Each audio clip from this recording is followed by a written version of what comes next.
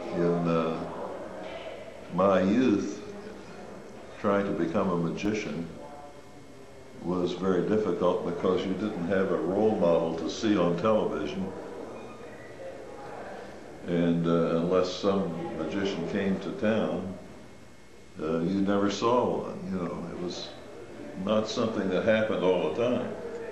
And I was very fortunate in that I saw a magician who was a local minister, and he was a good friend of my family, and so they asked him if I could talk to him, and so I had an inroad there that I was able to manifest, and made it possible for me to find out a little bit about it. And then I went to the library and got books on magic that were in the library, and borrowed my parents' deck of cards, which was kind of beat up, and learned a few card tricks and that kind of thing, and found a couple of tricks that could be manufactured, homemade, so to speak. And the next thing you know, I'm doing a show. You know, I've got like 10 tricks. And so that qualifies me in my own mind, at least, to be a magician of sorts. And then I met another officer, an officer from the Air Force Base, and so he was Flight Lieutenant Peterson, and he was from the East, New York, Connecticut, that area, and was a member of all the magic societies in that part of the country, and was aware of Dai Vernon. And he did a pressure fan for me one afternoon. So I can still remember just going like, oh boy, look at that, you know. And it was perfect, you know. And I wore the skin off my fingers trying to learn that from then on. And then the first trick he did for me is a trick I did the other night. He did the Hofzinser everywhere and nowhere. But I can remember, that's such a solid trick.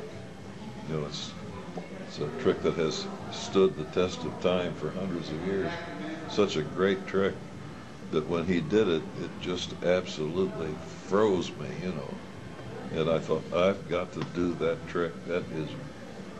And then since then, I've had many versions of it. And this is an answer to your question of what it's like to try to become a magician. I walked into Joe Berg's shop, and of course I've got my money in my pocket. Of course, Joe doesn't know that. So I walked in the magic shop, and I can't remember now who was working on the counter that day, but you know, he was a local guy who knew every magician in town, and he certainly knew by looking at me that I wasn't one of them. And then he exercised this, I used to call this the ghost perception. Somehow or other, they didn't see me. Our eyes didn't meet like this. Our eyes just came close to meeting, but somehow or other, I could be there for an hour or 2 hours, and no one would ever actually see me. And what would happen is you'd go in a magic shop like that, and you'd spend several hours, if you felt like it, looking around at the place and seeing the tricks that you were hoping to come see, at least sitting there, not being done. And then when you had enough of that, you'd leave, having spent no money and having said nothing to anybody and not having been recognized by anybody.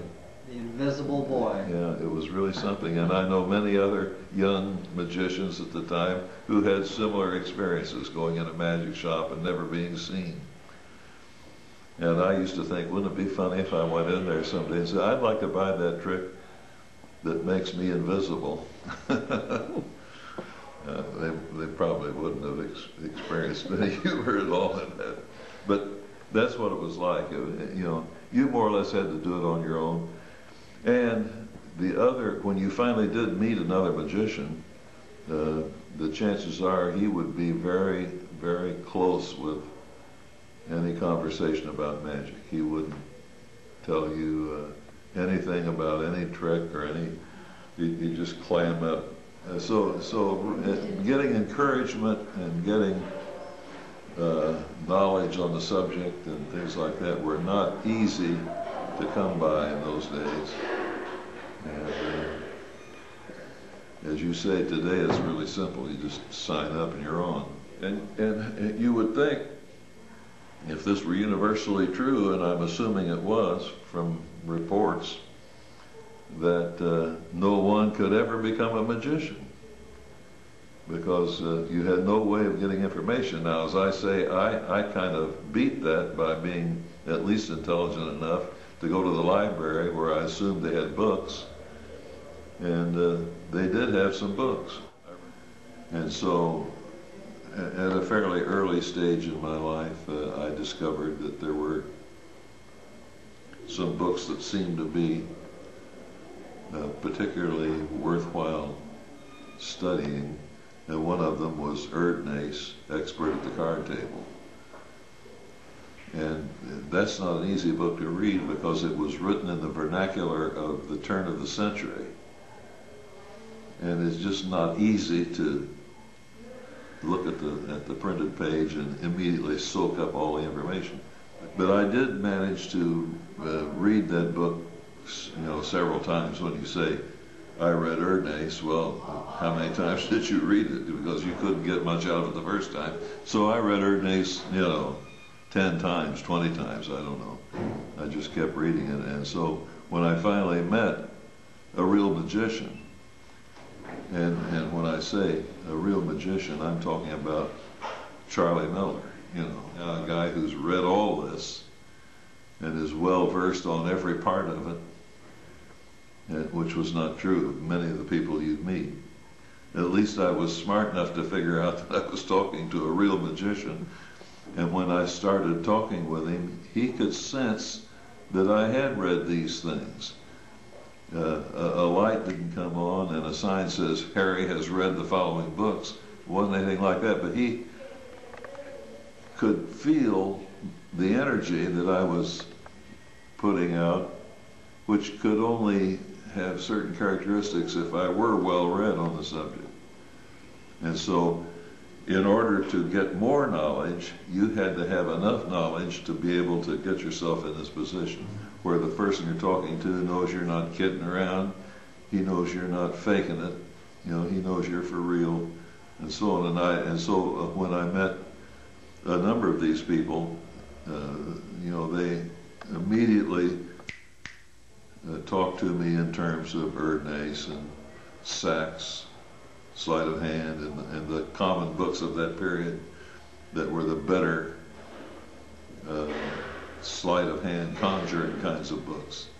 The first time I ever actually bought a magic trick was the minister who I mentioned that would talk to me about magic, Reverend Montgomery, gave me the P&L catalog to look through. And that was incredible, looking through a P&L catalog before World War II. And they had, in that catalog, they had a thing called Multiplying Billiard Balls, Pearl Finish. And I'd been cutting grass and doing chores like that for a quarter a shot. And I finally saved up enough quarters to buy a 1 3/4 inch set of Pearl Finish, Petrie and Lewis multiplying balls.